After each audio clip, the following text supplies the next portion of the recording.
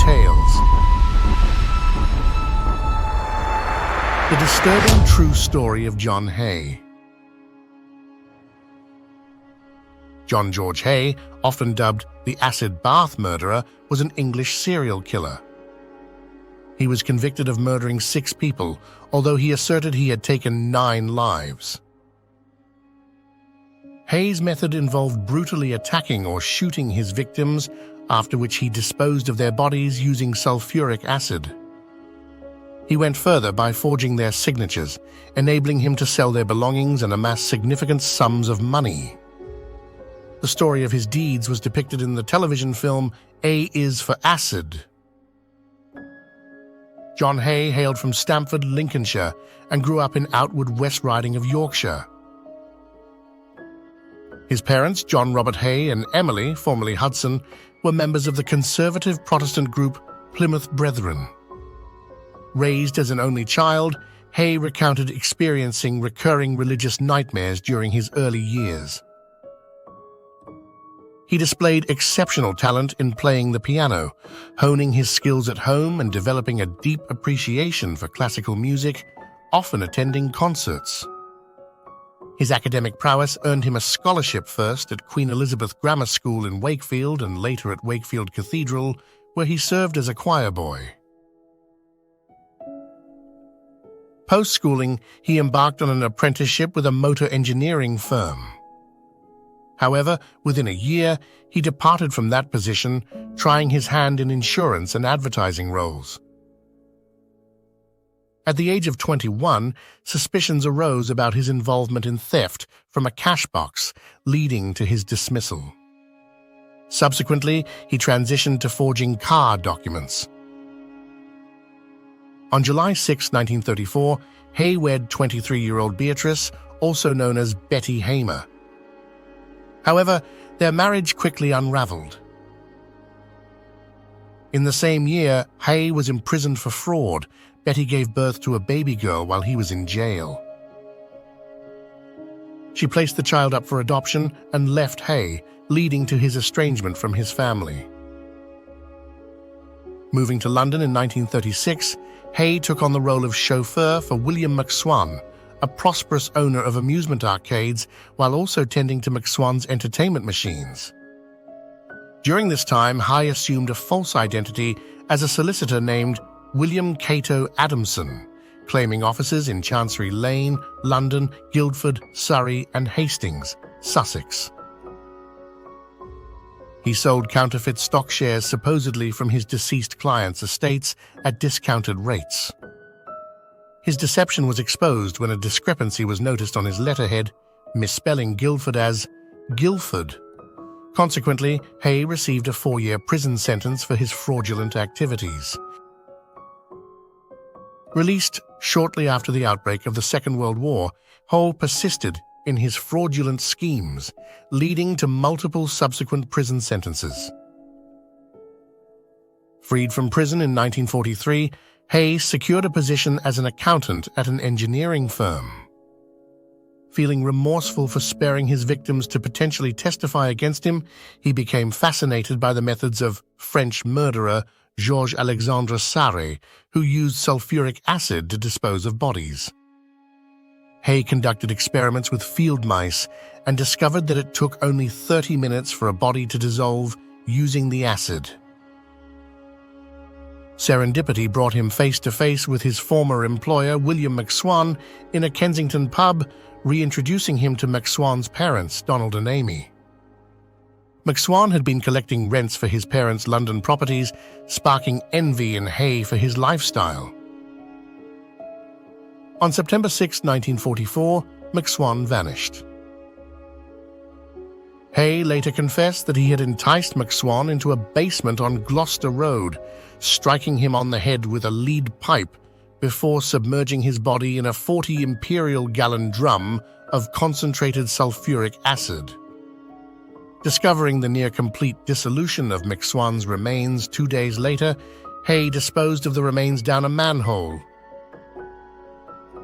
To McSwan's parents, Haigh spun a tale of their son's supposed escape to Scotland to evade military conscription. Haigh moved into McSwan's home, collecting rent on behalf of the parents.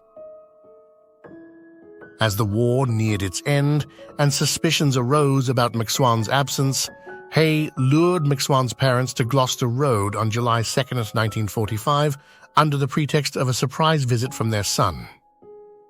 There he fatally assaulted them and disposed of their bodies.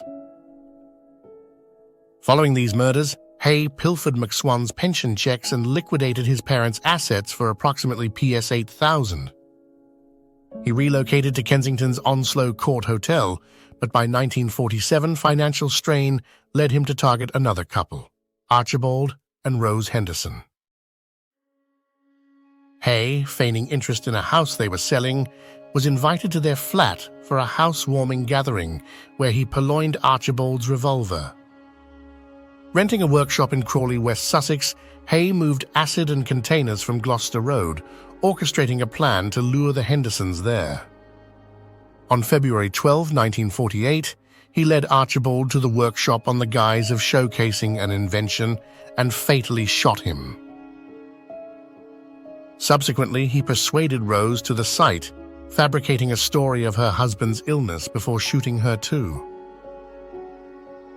After dissolving the Hendersons' bodies in acid-filled drums, Haigh forged a letter in their names, liquidating their possessions for PS 8,000 while retaining their car and dog. Haigh's final victim was Olive Durand Deacon, a wealthy widow of solicitor John Durand Deacon and a fellow resident at the Onslow Court Hotel.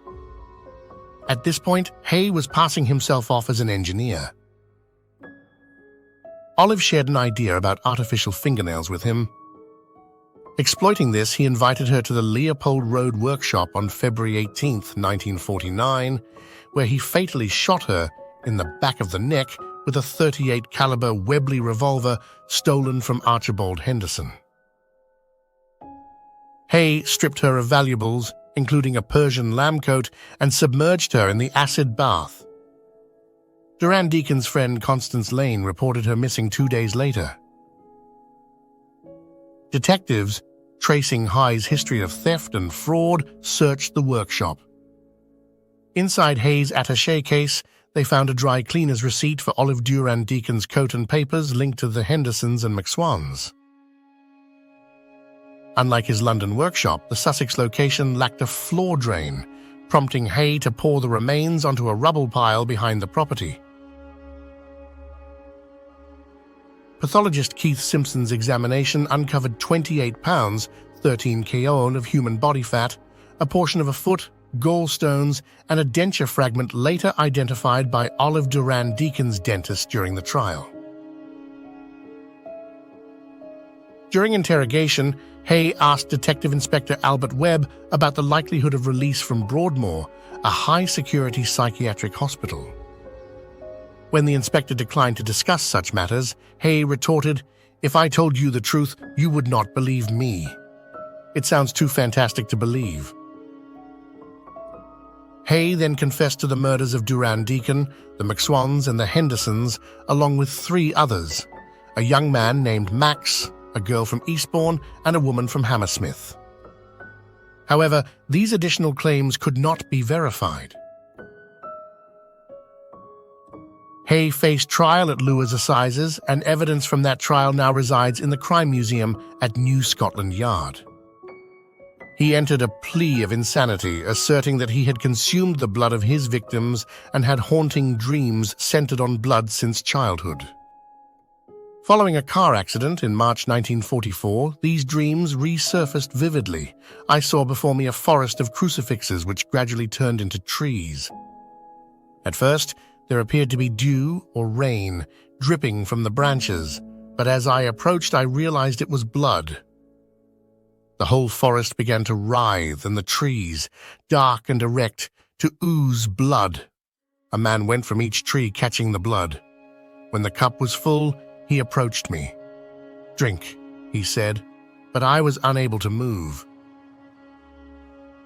The prosecution, led by Attorney General Sir Hartley Shawcross KC, later Lord Shawcross, implored the jury to dismiss Haigh's insanity plea, arguing that his actions were premeditated with malicious intent. Defending Haigh, Sir David Maxwell Fyfe KC presented numerous witnesses to attest to Hay's mental state, including Henry Yellowlees, who described Haigh as having a paranoid disposition. Yellowlees noted, "The accused's utter lack of remorse and almost casual, unfeeling attitude towards the crimes he freely admits to is unparalleled in my experience." Haigh mistakenly believed that without the discovery of his victims' bodies, a murder conviction would be impossible. The jury swiftly found him guilty, and Mr. Justice Humphreys sentenced him to death. On August 10, 1949, Haigh faced execution by hanging carried out by Albert Pierrepoint. We appreciate you tuning in. If you enjoy these true stories, don't forget to like, subscribe, and hit the notification bell to stay updated on our latest grim tales. Share your own close calls in the comments below, and remember, true tales can be truly twisted. Until next time, stay curious.